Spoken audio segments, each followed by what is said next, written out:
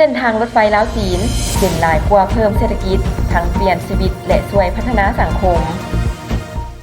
สนับสนุนโดยน้ำดื่มหัวเสือเส้นทางรถไฟลาวจีนบ่แม่นเพิ่งพาสินค้าผ่านประเทศเพียงอย่างเดียวแต่มันเป็นเส้นทางที่สำคัญที่เฮ็ดให้ประเทศลาวมีจุดเชื่อมต่อกับเศรษฐกิจอื่นๆจากสป.จีนสายทางนี้ช่วยลดต้นทุนการขนส่งสินค้าและยังเป็นกำลังแรงสำคัญในการขับเคลื่อนการพัฒนาอีกหลายแขนงการโดยเฉพาะแม่นการท่องเที่ยวข้อมูลจากวิทยุศูนย์กลางแห่งประเทศจีนรายงานว่าเส้นทางรถไฟลาวจีนบ่เพียงแต่ได้นำมาซึ่งเศรษฐกิจทางผ่านเท่านั้นยังเป็นจุดค้ำประกันที่สำคัญสำหรับการหันเปลี่ยนรูปแบบการพัฒนาของเศรษฐกิจลาวยิ่งเป็นของกุญแจที่หันจากประเทศที่บ่มีทางออกสู่ทะเลกลายเป็นประเทศเสื่อมจอดกับภาคพื้นและสากลเศรษฐกิจทางผ่านเป็นเพียงแต่จุดเริ่มต้นการลดต้นทุนและการปรับปรุงประสิทธิภาพของการจราจรสินค้าให้สูงขึ้นนั้นได้กระตุกสุกนิ้วกำลังแหงบ่มซ้อนของการค้าหลังจากเปิดนำใช้เส้นทางรถไฟลาวจีนแล้วการเปลี่ยนแปลงโดยกลุ่มที่สำคัญที่สุด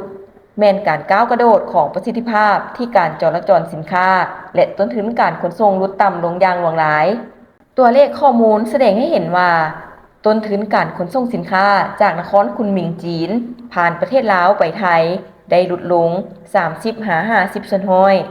ต้นทุนการขนส่งสินค้าภายในประเทศลาวได้ลดลง 20-40 ส่วนห้อยผลิตภัณฑ์ต่างๆเช่นเบียร์ลาวปุ๋ยโพแทสและอื่นๆได้เข้าถึงตลาดจีนอย่างมีประสิทธิภาพสูงโดยผ่านเส้นทางรถไฟลาวจีนประเภทสินค้าที่ขนส่งข้ามชาติได้เพิ่มขึ้นจาก10กว่าชนิดในระยะเบื้องต้นเป็น 3,300 กว่าชนิดนี้บ่เพียงแต่แสดงให้เห็นถึงกำลังแข่งขันของผลิตภัณฑ์ลาวเพิ่มสูงขึ้นเท่านั้นยังเป็นขีดหมายแสดงให้เห็นถึงการเปลี่ยนแปลงจากการรอท่ากลายเป็นการเป็นเจ้าการส่งออก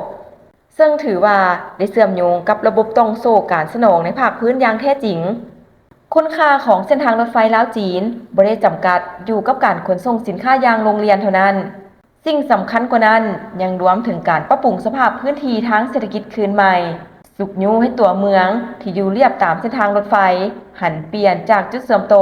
การคมนาคมขนส่งยกระดับขึ้นเป็นศูนย์กลางด้านอุตสาหกรรมใน4 ปีผ่านมาเส้นทางรถไฟลาวจีนได้สร้างเวียกเฮ็ดงานทำโดยกงและทางอ้อมหลายกว่า 100,000 ตำแหน่งอบรมนักวิชาการหลายพันคนให้แก่ฝ่ายลาวโดยผ่านรูปแบบเทคนิคจีนบวกการบริหารของฝ่ายลาวประชาชนจำนวนหลวงหลายมีรายรับเพิ่มขึ้นและชีวิตการเป็นอยู่ได้รับการปรับปรุงดีขึ้นการเติบโตแบบก้าวกระโดดขั้นของการท่องเที่ยว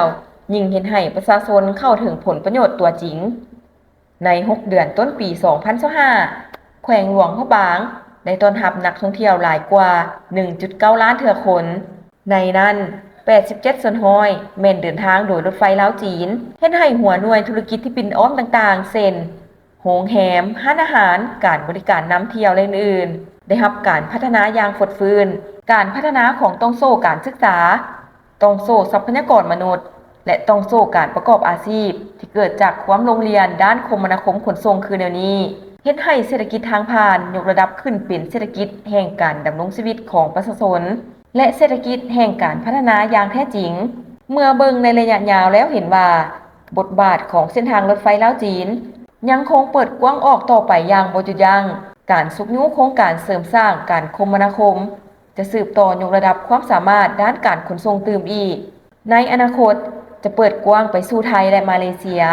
ซึ่งจะเฮ็ดให้ลาวกลายเป็นจุดศูนย์กลางของเครือข่ายเส้นทางรถไฟภาคพื้นอาซีเคียงคู่กับด้านภาษีเชื่อมโยงเชื่อมจอดกันการลงทุนมีความสะดวกยิ่งขึ้นและการเชื่อมโยงด้านนโยบายอำนวยความสะดวกต่างๆก้าวสู่รวงเลิกอย่างต่อเนื่องเส้นทางรถไฟลาวจีนจะเชื่อมจอดตลาดที่กว้างขวางกว่าเก่าและสุกยูให้เศรษฐกิจภาคพื้นเชื่อมโยงเป็นอันหนึ่งอันเดียวกันอย่างลึกซึ้งผ่านการพัฒนาเป็นเวลา4 ปีเส้นทางรถไฟลาวจีนได้ลื่นกายขอบเขตสิ่งก่อสร้างพื้นฐานของรางด้านคมนาคมมันบ่เพียงแต่เป็นทางผ่านเท่านั้นยิ่งเป็นหัวจักขับเคลื่อนการพัฒนาอุตสาหกรรมสายพานเสื่อมต่อการปรับปรุงชีวิตการเป็นอยู่ของประชาชนและเป็นขั้วเสื่อมต่อในภาคพื้นในอนาคตเส้นทางรถไฟลาวจีนจะยังสืบต่อเสริมขยายบทบาทซึ่งพิสูจน์ให้เห็นว่า การเสื่อมโยงเสื่อมจอที่แท้จริงจะบ่จำกัดอยู่กับทางผ่านเท่านั้นแต่อยู่กับการก้อแขนกันก้าวไปสู่การอยู่ร่วมกัน